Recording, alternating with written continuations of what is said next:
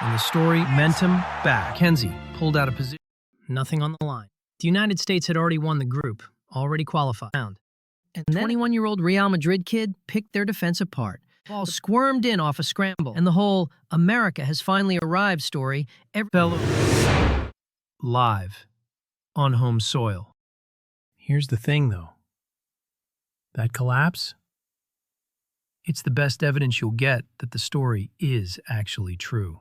Okay, let's back up. Because two things are true at once here, and almost nobody's explaining both of them. Türkiye beat the USA 3-2. June 25th, SoFi Stadium, in front of a sold-out crowd. Arda Güler, that 21-year-old, became the youngest goal scorer in Türkiye's World Cup history that night. And the Americans lost a game they were leading after 3 minutes. But, and this matters, they still won Group D, outright. 6 points. A 4-1 demolition of Paraguay, a 2-0 over Australia without their best player, and then that loss to a Türkiye side that got eliminated anyway, even with the win. So this isn't a team falling apart. This is the most experienced, most talented USMNT roster ever assembled. And I mean ever by the actual numbers. Running into the one wall it still can't climb. Now, the question the highlight reels won't answer: where did this team actually come from? Because the real answer starts in 2007, with a haircut, a Galaxy shirt, and a rule change nobody outside soccer noticed. David Beckham signed for the LA Galaxy in 2007, and to make it happen, MLS had to invent a rule, because Beckham's salary was bigger than entire team payrolls at the time. The league's cap was around $2 million. His deal?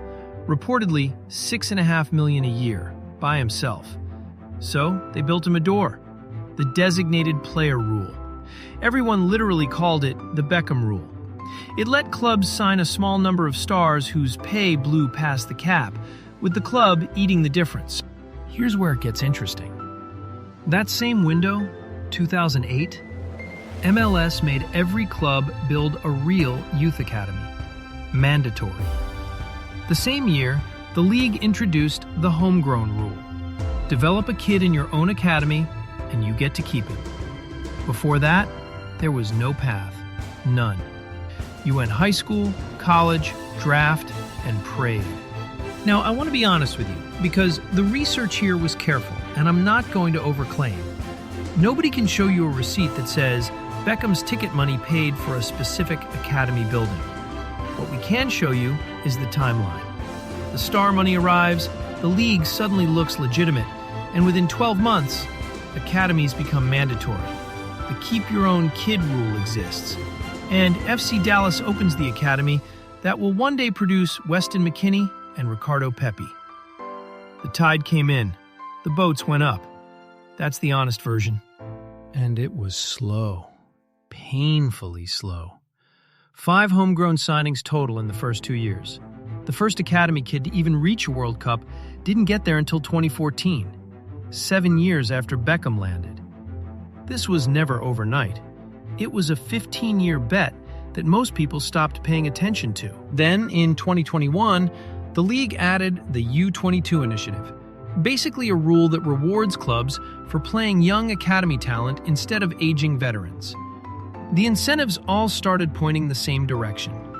Build kids, play kids, sell kids.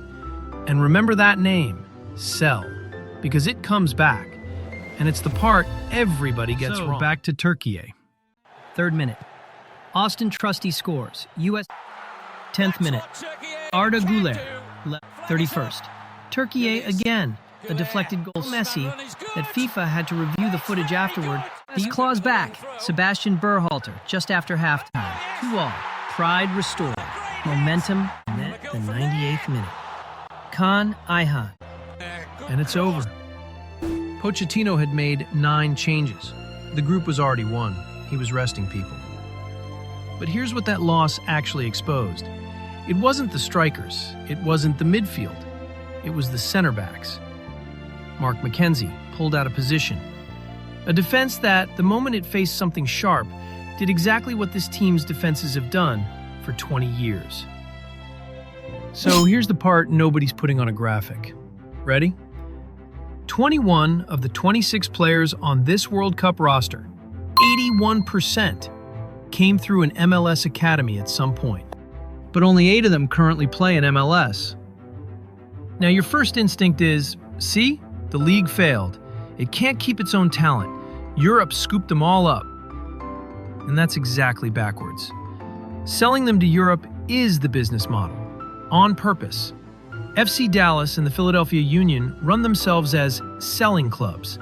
Develop the kid, give him minutes, sell him to Europe for millions. Do it again. Philadelphia alone has pulled in over $30 million in transfer fees doing this. The academy isn't where these players finish, it's where they start. MLS builds the pipe. Europe polishes what comes out the end. And this is where Messi comes in. Carefully, because I'm not going to lie to you. Messi plays for Argentina. He did not develop a single American. What he did do is land at Inter Miami in 2023 and detonate the league's finances. Inter Miami's revenue went from $56 million to around $200 million. 5 MLS clubs are now worth over $1 billion. And 7 months after Messi arrived, right as the money was pouring in, MLS launched its biggest ever youth development grant program. Now, the league has never said those two things are linked. I'm not going to say it either.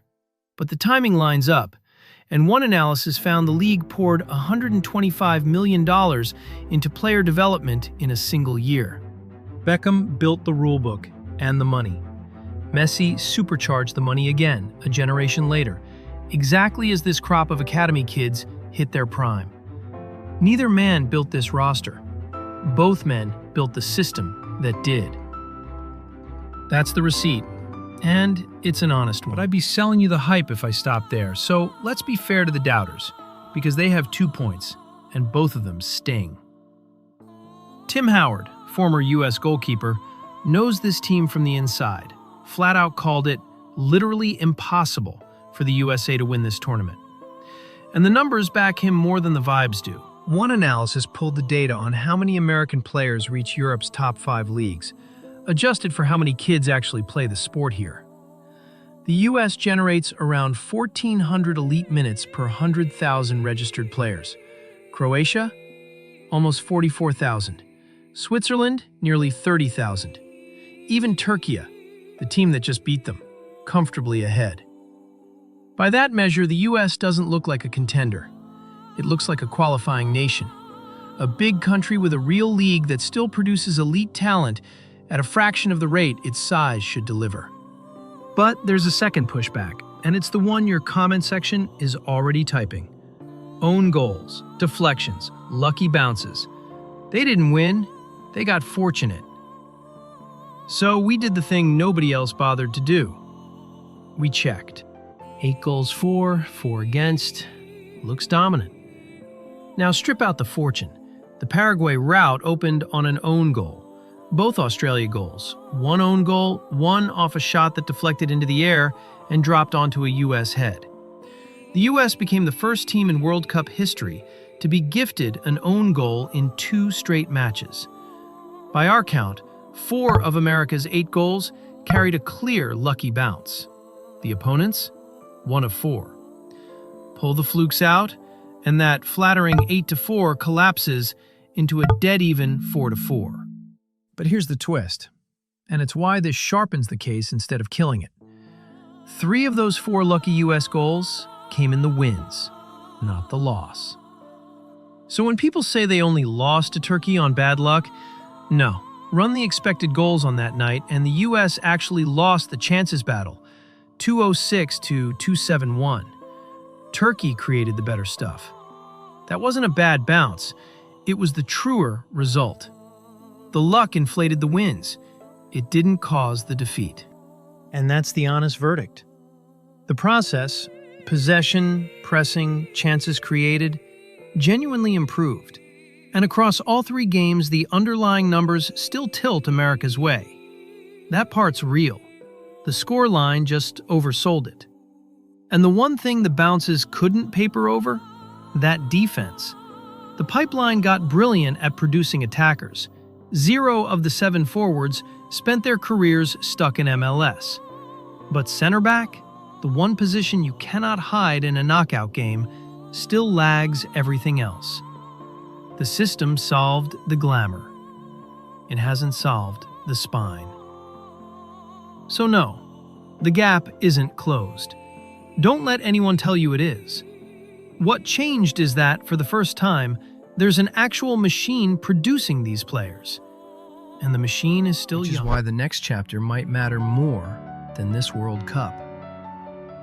Because the system that built this roster still sits on top of an ugly truth. In America, youth soccer is pay to play. Families foot the bill, and the serious tiers run anywhere from a couple $1,000s a year to $15,000. Which means money decides who gets seen before talent ever gets a vote. And right now, this exact season, that's starting to crack. San Diego's new academy is fully funded, free, residential. MLS just mandated that every academy carry at least one fully funded scholarship spot. The Philadelphia Union are putting $2 million into local schools. None of that built the team you just watched. It's too new. Not one current player came through it. But it tells you what they're building next, now that they finally have proof the thing works. Go back to that 98th minute. The collapse. The story falling over on live television. Here's what that moment really was. Not the system failing. The system showing you exactly which part of it still isn't finished. For the first time, America didn't get lucky with one golden generation. It built one. Built the rules, built the academies, sold its kids to the best leagues on earth, and bought itself the right to lose a meaningless game and still be the most talented team it's ever sent out. The defense will get fixed, or it won't. But the machine that made this team, that part's done waiting.